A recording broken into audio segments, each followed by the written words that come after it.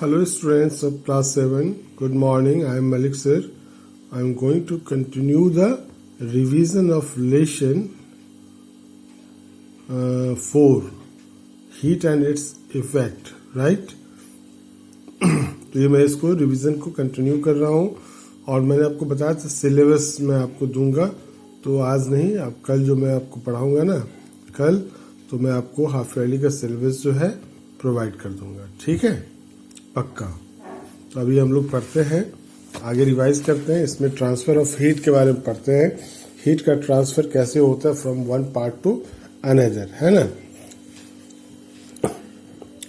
अब देखिए इसमें थोड़ा जल्दी जल्दी करेंगे, रिवीजन है और भी चैप्टर्स रिवाइज करने हैं।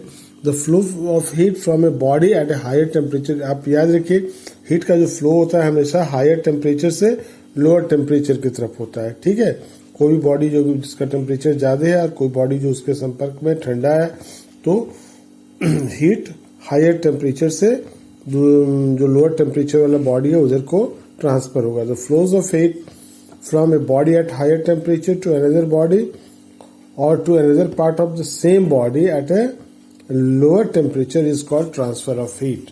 हीट का जो ट्रांसफर है, मूव है फ्रॉम एक पार्ट से दूसरे पार्ट तक बॉडी के, जहां पर हायर टेम्परेचर से लोअर टेम्परेचर की तरफ, इसी को ट्रांसफर ऑफ हीट कहते हैं, ठीक है। We can however imagine your teacher has to, माने इमेजिन करिए। अच्छा, इसमें तीन तरीके हीट ट्रांसफर के, ठीक है। एक है कंडक्शन, एक है कन्वेक्शन और दूसरा है रेडिएशन, ठीक है। तो कंडक्शन की बात सबसे पहले करते हैं, ठीक है। तो कंडक्शन, कन्वेक्शन और रेडिएशन।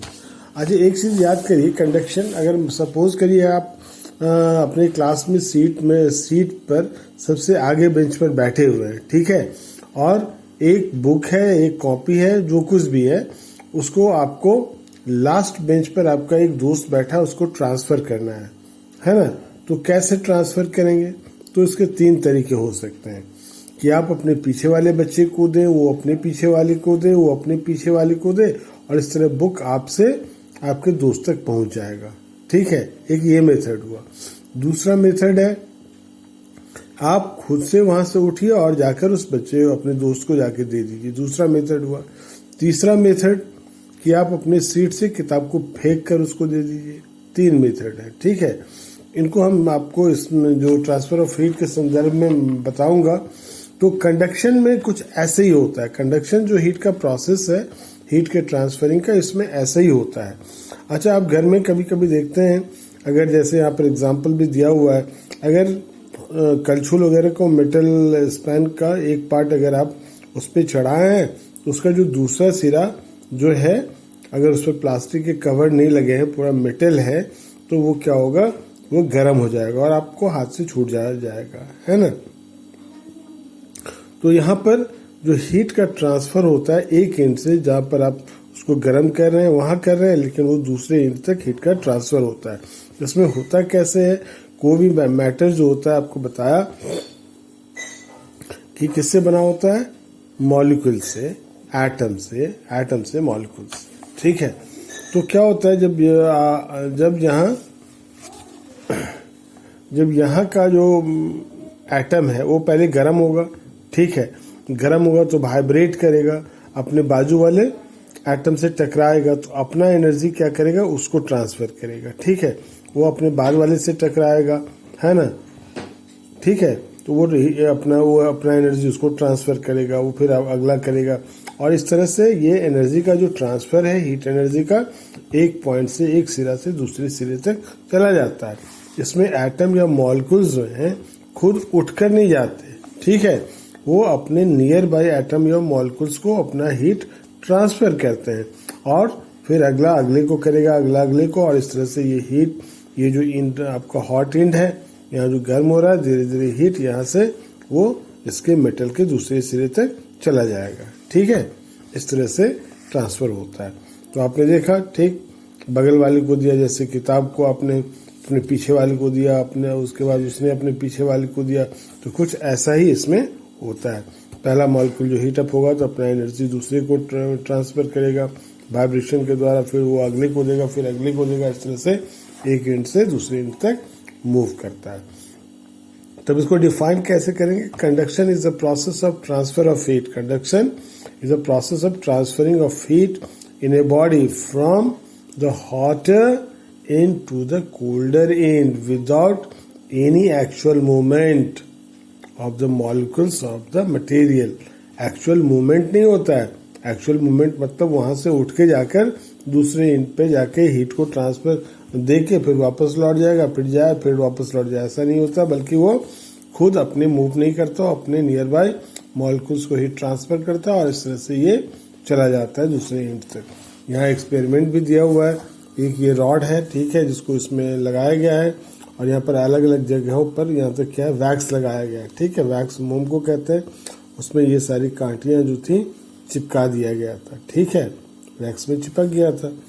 अब इस एंड को गर्म किया, ठीक है, तो यहाँ गर्म किया तो सीधे सारा का सारा मोम नहीं पिघल जाता है, ठीक है, तो यहाँ गर्म हुआ, वो हीट धीरे से आगे ट्रांसफर होगा, फिर अगला ट्रांसफर होगा, फिर अगला ट्रांसफर होगा।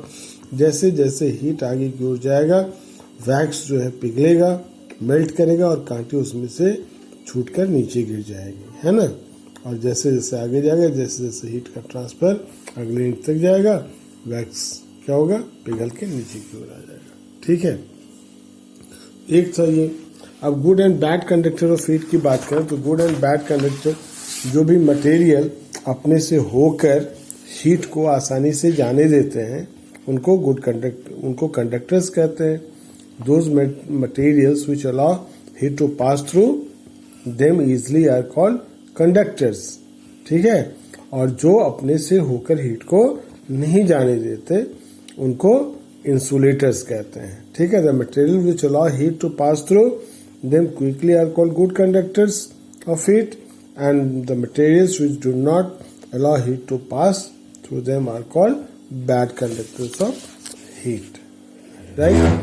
तो good conductor, the best conductor of heat जो है आपको सिल्वर माना जाता है। Silver is the best conductor. उसके बाद कॉपर, उसके बाद एल्युमिनियम, आयरन और भी बहुत सारे अलॉय। और बैड कंडक्टर्स में आपको पेपर है, वुड है, लेदर है, क्लॉथ्स है, एस्बेस्टस है, ब्रिक्स है एंड सो मेनी। एयर भी आपका जो है बैड कंडक्टर आता है।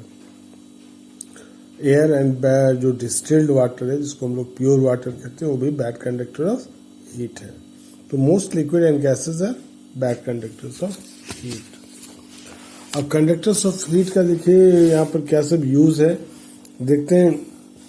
जितने भी हमारे कुकिंग यूटेंसिल्स हैं, बर्तन हैं, सभी क्या हैं, मेटल्स के बने होते हैं। तो मेटल्स क्या होते हैं, गुड कंडक्टर ऑफ हीट होते हैं। जैसे इसको आप नीचे से गर्म करते हैं, ये गर्म होता है और इसकी गर्मी जो अंदर में पकड़ा खाना है उसको प्रोवाइड मिलता है, वो आसानी से खाना आपका बनता है, ठीक है। Usually made of metals like copper and aluminium and alloys like brass and stainless steel, ठीक है। अब इस यहीं पर यूजेस ऑफ बैड कंडक्टर्स देखिए। अब ये ये कुकर हो या कढ़ाई हो, सस्पेन हो, ठीक है, अगर ये जो देख रहे हैं यहाँ पर प्लास्टिक के हैंडल्स लगे हुए हैं, क्योंकि अगर ये नहीं लगा होता तो आप उसको कैसे उठाते, या तो कपड़ा से करते, कपड़ा की मदद से करते, क्योंकि उसके हैंडल क्या होंगे, गर्म हो जाएंगे और गर्म चीज को आप छू नहीं सकते, जल जाएंगे, पक जाएंगे। इसीलिए इस पर ये प्लास्टिक के हैंडल्स लगे रहते हैं सस्पेन पर, कुकर में, पैन में, ताकि जब आप उनको उठाना पड़े तो प्लास्टिक पहले बताया कि बैड कंडक्टर ऑफ हीट है। 100% कुछ भी नहीं होता, 100% बैड कंडक्टर ऐसा नहीं। उसका टेम्परेचर बढ़ता है, लेकिन इतना बढ़ता है कि उसको हम लोग नेग्लिजिबल मानते हैं, है ना। तो उसको आप चूंकि बैड कंडक्टर है, अब जैसे सीटी दिया या इसको उतारना है तो आप उसको हैंडल्स को पकड़ के आसानी से उतार के रख दीजिए। कपड़े वगैरह की जरूरत नहीं है, आप जलेंगे नहीं, पकेंगे नहीं, ठीक है। Fall ceiling generally made of plaster of Paris. Fall ceiling जो होता है प्लास्टर ऑफ पेरिस, एस्बेस्टस, फिर वुडन प्लाईबोर्ड्स वगैरह का बनता है। और वो क्या करता है, लेयर बना देता है, provide a layer of air between two ceilings के बीच में। एक सीलिंग ऊपर तो जो मेन रहता है, छत वगैरह रहता है, ये दूसरा सीलिंग ये बना फॉल सीलिंग। इससे क्या होता है, ड्यूरिंग विंटर्स एंड कूल तो which keeps the room warm, जिसके कारण से वो रूम जो होता है गर्म रहता है। ठीक है, अब देखिए वुलन गारमेंट्स, वुलन विंटर्स में क्या होता है, हम लोग वुलन गारमेंट्स पहनते हैं, सिंथेटिक फाइबर्स में जो हम लोगों ने पढ़ा था, वूल क्या होता है, उसमें काफ़ी स्पेसेस होते हैं जिसमें एयर बड़ा होता है, और वो क्या होता है air bad conductor of heat है, तो वो स्वेटर या वूल के बीच फाइबर्स के बीच में जो एयर गैप्स हैं वहाँ एयर भरे रहते हैं, तो बाहर के ठंडा को अंदर नहीं जाने देते और अंदर के गर्मी को बाहर नहीं आने देते, और इस तरह से हमको गर्म रखते हैं। ये इग्लूज देखिए, एस्किमो जो बिल्कुल बर्फ वाले इलाके में रहते हैं वहाँ इसी तरह का वो बनाते हैं, देख रहे हैं। तो एयर इंट्रैप्ट है, ये बीच वाला लेयर है, इसमें एयर रहता है जिसके कारण से हवा जो है अंदर की गर्मी को बाहर नहीं जाने देता, बाहर की गर्मी को अंदर नहीं जाने देता। Double walls and doors of A refrigerator में भी यही चीज़ होता है, डबल लेयर्स होता है जिसके अंदर हवा बड़ी रहती है। Insulating material in the middle, this material and the air entrapped between the two walls prevent heat from entering the refrigerator, बाहर की हीट को अंदर नहीं जाने देता। और same true in the double walled cold storage, double walled ice box, इन सब में भी यही चीज़ होता है। Gunny bags, slabs of ice are covered with gunny bags, है ना। The material used for making gunny bag is bad conductor, जो कभी कभी देखते हैं हम लोग गाँव वगैरह में शादी विवाह में जो क्या बर्फ लाते हैं कोल्ड ड्रिंक्स को ठंडा रखने के लिए, बड़े बड़े स्लैब तो मंगा लेते हैं, लेकिन जब उसका काम होगा तभी तो उसका यूज़ करेंगे। तो उससे क्या होता है, हम लोग गनी बैग से ढक देते हैं ताकि उसको टेम्परेचर उसका बना रहे, उसमें वो पिघलता नहीं है, क्योंकि बैड कंडक्टर होता है, गनी बैग जूट से बना होता है। ठीक है, तो उसके कारण से ये सब, तो ये सब करिए अब। तो अगले रोज आपको कन्वेक्शन के बारे में, कन्वेक्शन और रेडिएशन के बारे में जो दो मोड है उसके बारे में बताऊंगा। तब तक के लिए thanks, have a nice day.